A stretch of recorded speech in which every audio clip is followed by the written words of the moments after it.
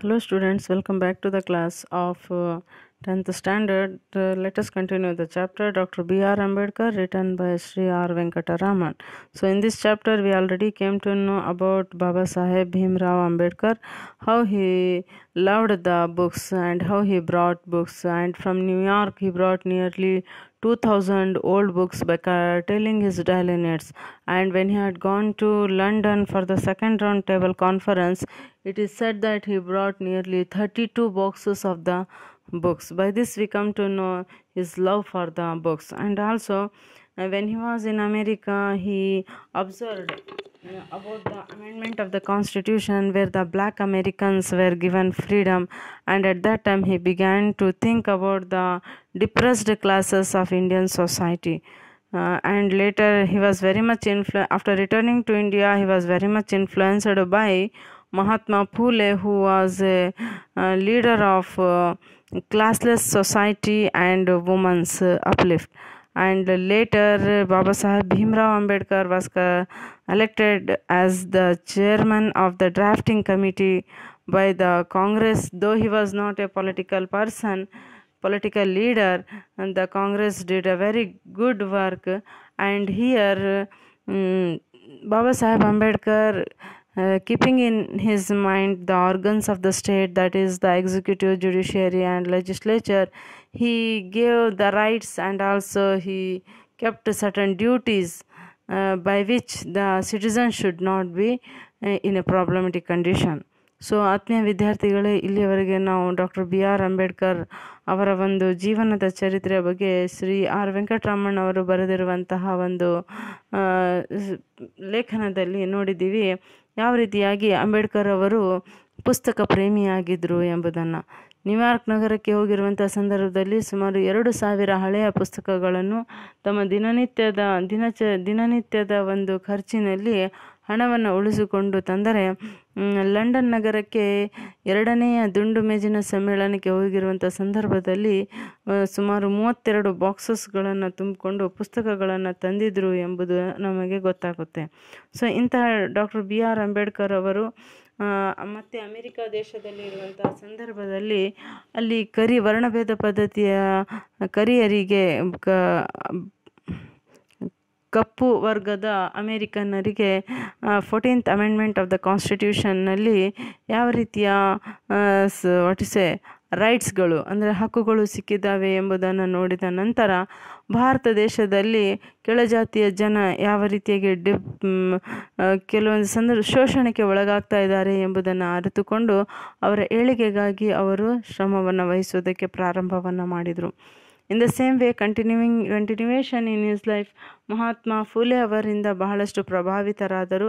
ಅವರು ಒಂದು classless society ಮತ್ತು ವುಮೆನ್ಸ್ ಅಪ್ಲಿಫ್ಟ್ ಅದರ ಮೇಲೆ ಬೆಳಕನ್ನು ಚೆಲ್ತಾ ಇರುವಂಥ ಸಂದರ್ಭ.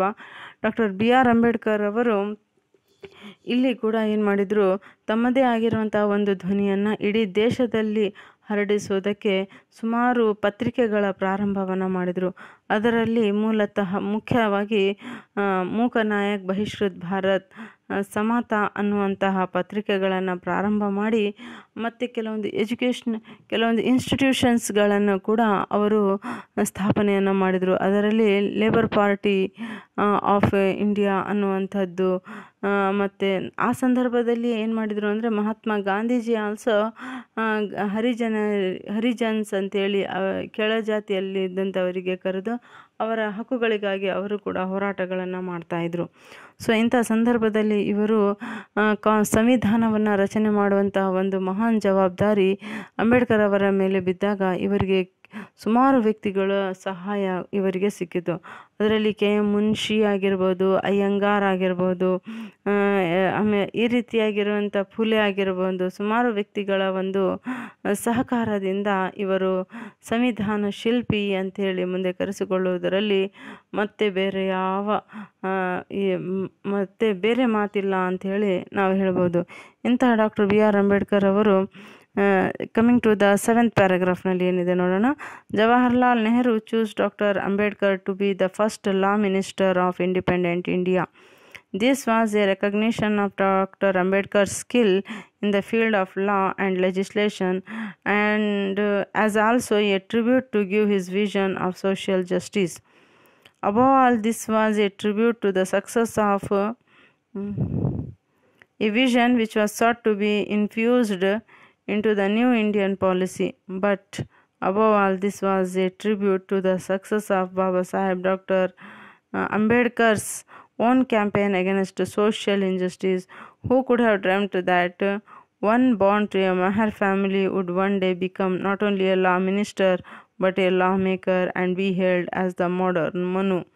ನೋಡಿ ಮುಂದೆ ಏನಾಗುತ್ತೆ ಅಂದರೆ first prime minister of India, that is Pandit Jawaharlal Nehru, ಇವರೇನು ಮಾಡ್ತಾ ಇದ್ದಾರೆ ಅಂದರೆ ಡಾಕ್ಟರ್ BR ಅಂಬೇಡ್ಕರ್ ಅವರನ್ನು, ಭೀಮ್ರಾವ್ ಅಂಬೇಡ್ಕರ್ ಅವರನ್ನು ಮೊಟ್ಟ ಮೊದಲನೆಯ ಲಾ ಮಿನಿಸ್ಟರ್ ಆಫ್ ಇಂಡಿಪೆಂಡೆಂಟ್ ಇಂಡಿಯಾ, ಸ್ವತಂತ್ರ ಭಾರತದ ಕಾನೂನು ಮಿನಿಸ್ಟರನ್ನಾಗಿ ಇವರನ್ನು ಆಯ್ಕೆ ಮಾಡ್ಕೊಳ್ತಾರೆ. ಇದು ತೋರಿಸುತ್ತೆ ಡಾಕ್ಟರ್ ಅಂಬೇಡ್ಕರ್ ಅವರಲ್ಲಿದ್ದಂಥ ಸ್ಕಿಲ್ಸ್ಗಳನ್ನು, ಅವರಲ್ಲಿರುವಂಥ ಕೌಶಲ್ಯಗಳನ್ನು ಇದು ಎತ್ತಿ ತೋರಿಸುತ್ತೆ. ಮತ್ತು ಇಲ್ಲಿ ಸೋಷಿಯಲ್ ಇನ್ಜಸ್ಟಿಸ್, ಸಾಮಾಜಿಕವಾಗಿ ಯಾರಿಗೂ ಕೂಡ ಅನ್ಯಾಯ ಆಗಬಾರ್ದು ಎನ್ನುವಂಥ ಒಂದು ವಿಷನನ್ನು, ಏಮನ್ನು ಇಟ್ಕೊಂಡಿರುವಂಥದ್ದು ಕೂಡ ನ್ಯೂ ಇಂಡಿಯನ್ ಪಾಲಿಸಿಯಲ್ಲಿ ಇದನ್ನು ಇನ್ವೆಂಟ್ ಮಾಡಲಾಯಿತು. In the same way but above all, this was a tribute to the success of Baba Sahib Dr. Ambedkar's campaign against social injustice.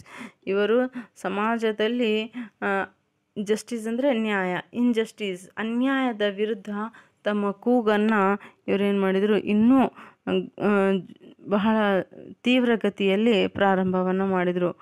ಯಾರಿಗೆ ಗೊತ್ತಿತ್ತು, ಯಾರು ಇಂತಹ ಕನಸನ್ನು ಕಂಡಿದ್ರು, ಯಾರು ಇಂಥ ಕನಸನ್ನು ಕಾಣಬಹುದು? ಹೂ ಕುಡ್ ಹ್ಯಾವ್ ಡ್ರೀಮ್ಡ್, ಯಾರು ನೋಡ್ಬೋದು ಇಂಥ ಕನಸನ್ನು? That one born to a Mahar family, Mahar ಅಂದರೆ ಕೆಳಜಾತಿಯಲ್ಲಿ ಹುಟ್ಟಿರುವಂತಹ ಒಬ್ಬ ಬಾಲಕ ಮುಂದೊಂದು ದಿನ is becoming one day not only a law minister, ಕೇವಲ ಲಾ ಮಿನಿಸ್ಟರ್, ಕಾನೂನು ಮಂತ್ರಿ ಮಾತ್ರ ಆಗ್ತಾ ಇಲ್ಲ, ಬಟ್ ಎ ಲಾ ಮೇಕರ್, ಅದರ ಒಂದು ರೈಟ್ಸ್ ಆ್ಯಂಡ್ ಡ್ಯೂಟೀಸ್ಗಳನ್ನು ಎಲ್ಲವನ್ನು ತೋರಿಸುವಂತಹರು ಆಗ್ತಾರೆ ಅಂದರೆ, and to be hailed as modern Manu. ಮತ್ತು ಡಾಕ್ಟರ್ ಭೀಮ್ರಾವ್ ಅಂಬೇಡ್ಕರನ್ನು ಮಾಡರ್ನ್ ಮನು ಅಂಥೇಳಿ ಕೂಡ, ಆಧುನಿಕ ಮನು ಅಂಥೇಳಿ ಕೂಡ ಕರೆಯಲಾಗ್ತಾ ಇದೆ. In the four decades and more since independence, much progress has been achieved in providing equality of opportunities to people. ನೋಡಿ, ಇನ್ ದ 4 decades, ಕಳೆದ 4 ಶತಮಾನದಿಂದ ಸ್ವತಂತ್ರ ಭಾರತದಲ್ಲಿ ಸುಮಾರು ಪ್ರೋಗ್ರೆಸ್ ಅಂದರೆ ಬಹಳಷ್ಟು ಚೇಂಜಸ್ಗಳು ಆಗಿ ಏನಾಗ್ತಾ ಇದೆ, ಪ್ರತಿಯೊಬ್ಬರಿಗೂ ಕೂಡ ಅಪಾರ್ಚುನಿಟಿ ಅನ್ನುವಂಥ ಸಿಗ್ತಾ ಇದೆ, ಅವಕಾಶಗಳ ಒಂದು ದಾರಿಗಳು ಓಪನ್ ಆಗಿ members of the scheduled caste find doors which had been close to them for centuries.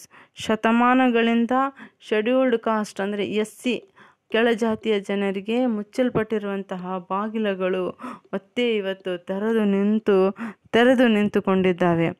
Being opened, no legal bars exist today for self-expression or self-advancement.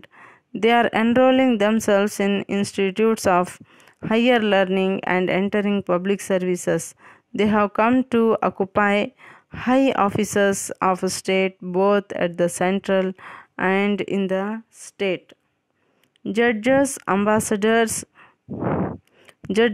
ambassadors and governments have been drawn from their ranks, and they have acquitted themselves creditably in all the positions of responsibility. And yet much remains to be done on the social plane. The annual report of the Commissioner for Scheduled Caste and Scheduled Tribe lists several violations of the law and several instances where, notwithstanding this statute book, members of the scheduled caste have been discriminated against.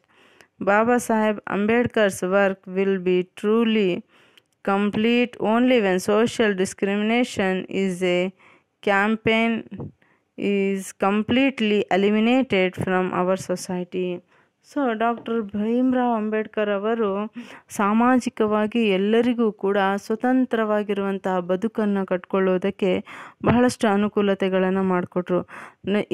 ಅವರು ಇದರಲ್ಲಿ ಜಡ್ಜಸ್ಗಳಿಗಾಗಿರ್ಬೋದು, ಅಂಬಾಸಡರ್ಸ್ಗಳಿಗಾಗಿರ್ಬೋದು, ಗವರ್ನರ್ಸ್ಗಳಿಗೆ ಆಗಿರ್ಬೋದು, ಈ every class every kind of people were drawn from their ranks. ಅವರವರ ಒಂದು ರ್ಯಾಂಕ್ಸ್ಗಳಿಗೆ ಅನುಗುಣವಾಗಿ, ಅವರವರ ಒಂದು ಸ್ಟೇಟಸ್ಸಿಗೆ ಅನುಗುಣವಾಗಿ ಇಲ್ಲಿ ಕಾರ್ಯ ಅನ್ನುವಂಥದ್ದು ನಡೆದೋಯಿತು. And they have acquired themselves creditably in all the positions of responsibility. ಪ್ರತಿಯೊಬ್ಬ ವ್ಯಕ್ತಿಯ ಜವಾಬ್ದಾರಿಗಳು ಏನು, ಅವನು ಯಾವುದೇ ಒಂದು ಹಂತದಲ್ಲಿರ್ಬೋದು, ಅವನು ಡಾಕ್ಟರ್ ಆಗಿರ್ಬೋದು, ಜಡ್ಜ್ ಆಗಿರ್ಬೋದು, ಅಂಬಾಸಡರ್ ಆಗಿರ್ಬೋದು, that is secondary. But first he must have to understand his rights, he must have to perform the duties, then he must have to think what he is.